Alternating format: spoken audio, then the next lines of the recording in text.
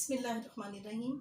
کائنات کے خالق رب تعالیٰ اور اس کا اسم اعظم اللہ کا وجود اسلام سے پہلے بھی تھا، لیکن اسلام نے ہمیں اللہ کی ذات کی اور اللہ کی صفات کی پہچان کروائی۔ اسی طرح رمضان کا مہینہ اسلام سے پہلے بھی موجود تھا، لیکن اسلام نے اس میں قرآن نازل کر کے اور اس میں روزے فرض کر کے اس مہینے کی اہمیت اور قدر و منزلت ہمیں بتائی۔ اسی طرح فضیلت والی رات پہلے بھی تھی اسلام سے، رمضان کی یہ رات پہلے بھی تھی، لیکن اسلام نے اس رات میں قرآن پاک نازل کر کے اس کی قدر و منزلت، اس کی اہمیت، اس کی رحمت کے بارے میں ہمیں تعارف کرایا۔ شب قدر وہ عظیم رات ہے کہ جس پر قرآن پاک کی ایک پوری سورت سورہ قدر نازل ہوئی۔ قدر کی 3 معنی ہیں۔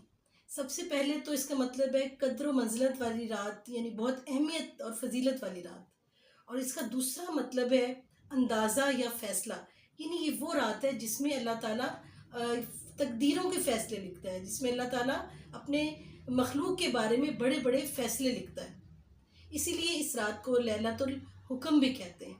اور اس کا تیسرا مطلب ہے تنگی، یعنی اس فرشتے اتنے زیادہ نازل ہوتے ہیں کہ زمین تنگ پڑ جاتی ہے، یعنی اللہ تعالیٰ کے پیغامات لے کر، اللہ تعالیٰ کی رحمتیں لے کر، اور اللہ تعالیٰ کی حمد و ثنا کرنے والے فرشتے اتنے زیادہ ہوتے ہیں کہ زمین تنگ پڑ جاتی ہے۔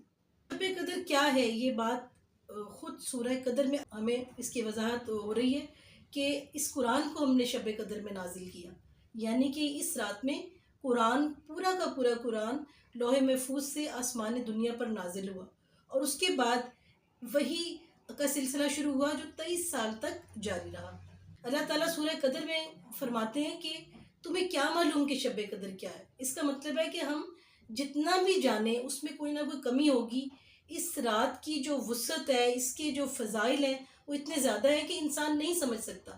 اس بات کی گواہی خود قرآن پاک دے رہا ہے کہ تمہیں کیا معلوم اور تم نے کیا سمجھا کہ شب قدر کیا ہے۔ یہ رات 1000 مہینوں سے بہتر ہے۔ 1000 مہینے یعنی 83 سال اور 4 ماہ، یعنی یہ رات جو ہے 83 سال 4 ماہ کی عبادت اور ریاضت سے بھی اس رات میں عبادت کا بڑا مقام ہے۔ اس رات میں اللہ تعالیٰ کا کرم اس حد تک نازل ہوتا ہے کہ یہ 1000 مہینے سے بہتر ہے۔ اس رات میں روح الامین اور فرشتے اللہ کا حکم لے کر زمین پر اترتے ہیں۔ روح الامین سے مراد فرشتوں کے سردار حضرت جبرائیل علیہ السلام ہے۔ یہ رات طلوع فجر تک سلامتی ہے، یعنی کہ صبح ہونے تک جو ہے اللہ تعالیٰ کے کرم اور فضائل کا سلسلہ جاری رہتا ہے۔ اس رات کے بارے میں صحیح بخاری اور صحیح مسلم دونوں میں احادیث ہیں کہ اس رات کو رمضان کے آخری اشرے میں تلاش کرو، یعنی 21ویں، 23ویں، 25ویں، 27ویں اور 29ویں رات۔ اور رمضان المبارک کے آخری اشرے کی ان طاق راتوں میں ہمیں بھرپور عبادت کرنی چاہیے، اپنی دعائیں مانگنی چاہیے، نوافل پڑھنے چاہیے، استغفار کرنی چاہیے۔ جس کی جو دعا ہے وہ آپ دعائیں مانگیں، درود شریف پڑھیں، تسبیحات کریں اور بھرپور عبادت میں اس وقت کو گزاریں۔